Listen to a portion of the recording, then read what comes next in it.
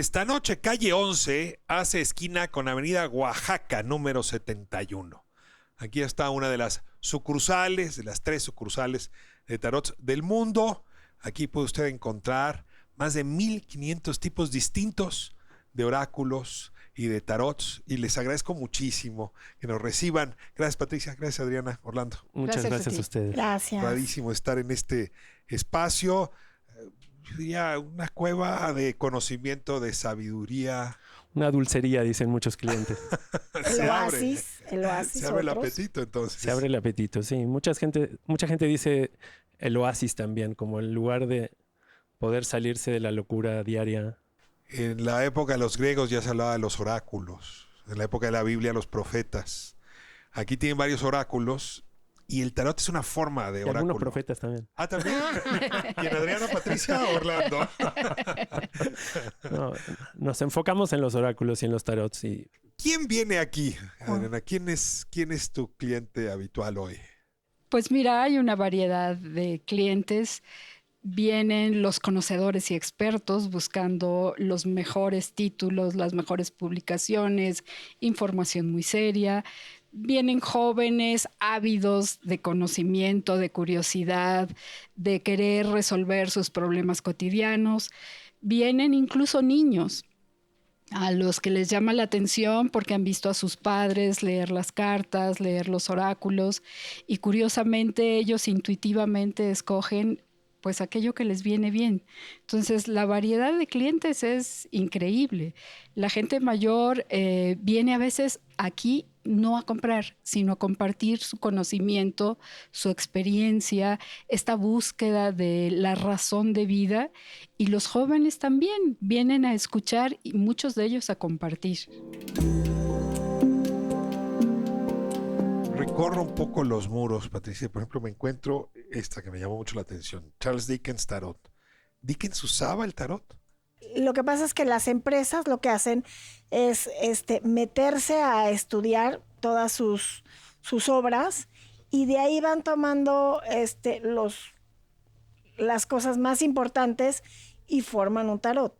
Para esto pues tienen que estudiar muy bien cómo pensaba Charles Dickens o del que quieras hablarme. Por eso aquí vamos a encontrar el Por tarot del eso aquí van a encontrar el o de Hobbit. Edgar Allan Poe. Claro, Así es como llegamos a los 1500. Así es.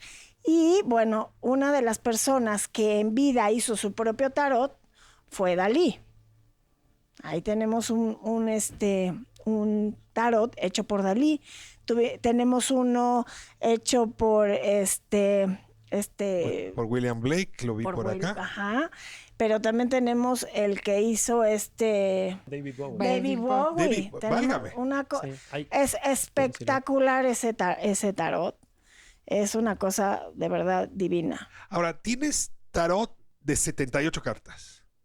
La estructura clásica de un tarot son 78 cartas. Tenemos tarots que tienen 79. Tenemos tarots que tienen 80. Pero la estructura clásica de un tarot históricamente es un mazo de 78 cartas con arcanos mayores, menores, cartas de la corte, etc. ¿Tú dirías que ese tarot es un oráculo? Sí, el tarot es una variedad de ¿Cómo oráculos. lo distingues de los otros oráculos? Nada más para precisar. Lo distingues si uno toma un oráculo de ángeles, que son unas cartas que uno puede autoadministrarse de alguna manera, sacar una carta específica y tener un mensaje o en la carta o en un librito. Es algo que uno puede hacer consigo mismo o con una amistad o con alguna otra persona, o sacar una carta del día, pero no pasa de ahí. Y no requiere una información adicional. Hay alguna gente, poca, que tiene un nivel de intuición o de conocimiento de otra vida o quién sabe de dónde, que puede tomar un tarot y leerlo. No necesita estructura o no necesita información de un curso y demás. Aprendió antes de algún lugar tomar un lo curso sabe. contigo. Pues en algún ¿Te punto. ha tocado un alumno que dices, Sí nos ha sabe tocado. cosas? A lo mejor tiene la capacidad, pero no sabe cómo aterrizarla. O a lo mejor tiene la visión, pero no sabe cómo ponerlo en palabras de Orlando, forma decente. ¿cuándo te topaste con tu primer mazo de cartas? A los 13 años. ¿Cómo fue?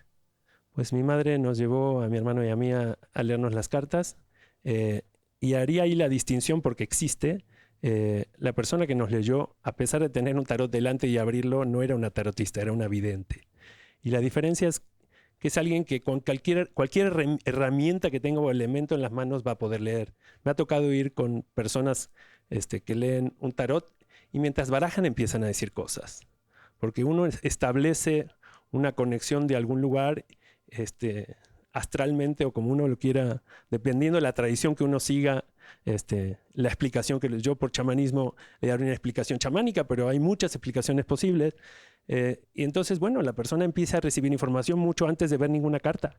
Entonces mi experiencia a los 13 años fue más o menos así. La persona tiraba las cartas, pero ni las miraba. Era un pretexto.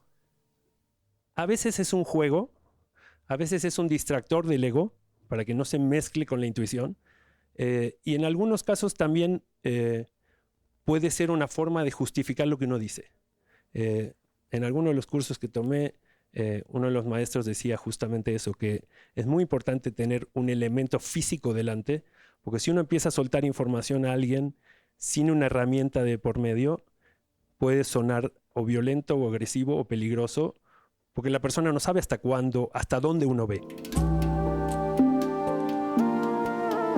Pero no voy a hablar de mí porque no vengo a eso aquí, pero cada vez que yo siento que pudiera haber algún conjuro, algún embrujo, algo que me está estorbando, me paseo por este tipo de tiendas. ¿Seré el único que hace eso? No, no eres el único. Y lo que nosotros tenemos un poco como política o filosofía de la tienda, es decir, existen las energías, existe algo que nosotros no podemos comprobar científicamente, pero lo que creemos es que el trabajo es personal siempre, que no hay algo mágico que te va a quitar la mala suerte, no hay algo que tú traigas contigo y entonces vas a encontrar a la mujer de tu vida. No. Hay que trabajar para ser un buen ser humano, hay que trabajar para tener conciencia y hay que meditar, hay que respirar, hay que estar en contacto con la naturaleza y todos estos elementos te van a ayudar. Pero el trabajo Sigo yo es en crisis interno. y te digo, dame un libro, ¿no? Recomiéndame un tarot, una publicación que me ayude a seguir oyendo lo que me acabas de decir. Mira, generalmente lo que hacemos es un poco, no solo vendemos, a veces nos toca hacer terapia. Entonces platicamos con las personas, platicamos de su problema en específico cuando nos los quiere contar y vas viendo que muchos de los clientes que nos visitan en épocas de crisis, cuando los temblores, ahora con el COVID, etcétera, es gente que necesita hablar, que necesita ser escuchado, que tiene temores, que tiene esas inquietudes de ¿para qué estoy aquí en esta vida? Entonces, poco a poco vamos llevándolos a lo mejor al budismo, a lo mejor al hinduismo, a lo mejor, no sé, un conocimiento wicca o mágico. O sea, cada uno traemos como un camino de curiosidad que queremos satisfacer. ¿Qué es más importante? ¿La pregunta correcta o la respuesta que uno anda buscando? Lo que pasa es que si no haces la pregunta correcta no llegas a lo que estás buscando. Tengo enfrente una taza de café para leerla o tengo un mazo de cartas y me concentro en las preguntas que de otra manera no me concentraría, tengo la impresión. Sí, como lo que mencionaba recién Adriana, el amuleto o el objeto externo que uno puede tener tiene un valor, pero es relativo. O sea, si uno no hace la parte propia, no lo va a resolver ni con el café ni con un cuarzo, lo cual no quiere decir que uno no se pueda colgar algo de protección o que uno no pueda utilizar objetos de hecho, la primera vara mágica era esto. Pero lo que me estás diciendo es terrible, no hay magia entonces. No, sí hay magia, pero la magia interna es mucho más importante que la externa. Si no, la externa funciona temporalmente. Tengo mucha necesidad, Orlando, que nos cuentes un poco la historia del tarot. ¿Te parece si me voy a corte y de regreso nos la cuentas despacio? Porque hay disputa que si empezó en la India, que si empezó en Egipto, que si empezó en Italia. En fin, la disputa es grande y creo que nos puedes ayudar un poco a entender cómo se fue sistematizando el conocimiento de las cartas y los arquetipos. Vamos a corte y en un momento más regresamos aquí a esta casa, a este recinto, a este espacio donde uno puede encontrar más de 1500 oráculos y tarots del mundo.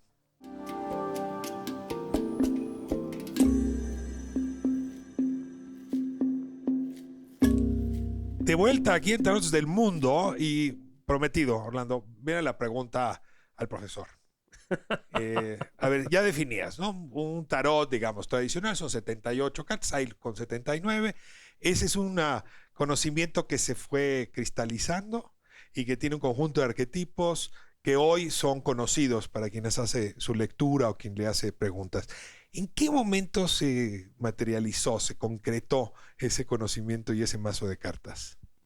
Hay, como en todas las cosas de cierta antigüedad, muchas teorías. Y no hay que pelearse con una o con otra, simplemente cada uno elige la que le gusta. Hay gente que dice que el tarot viene de Egipto. Y si uno se pone estricto a las 78 cartas, no había un tarot en Egipto. Por supuesto, tiene información o conocimiento jalado de Egipto y de otras tradiciones, por supuesto, también. Había mazos de baraja de juego en Medio Oriente y en India y hasta en China también. O sea, el origen de las cartas como método de juego, que para muchas teorías el tarot empezó como un sistema de juego y de apuestas más que de adivinación, existe esa versión. Somos de la idea, yo personalmente, de seguir la línea de Robert Place, que es un gran maestro de tarot que tuve la suerte de atender un par de sus cursos, y él dice, y me parece con cierta lógica, que uno no puede decir que el auto tenga 30.000 años de historia porque en ese momento se inventó la rueda. Más allá de miles o más o miles menos, pero entonces tenemos que definir qué es un tarot para poder decidir o interpretar en ese momento cuál es el momento real de creación.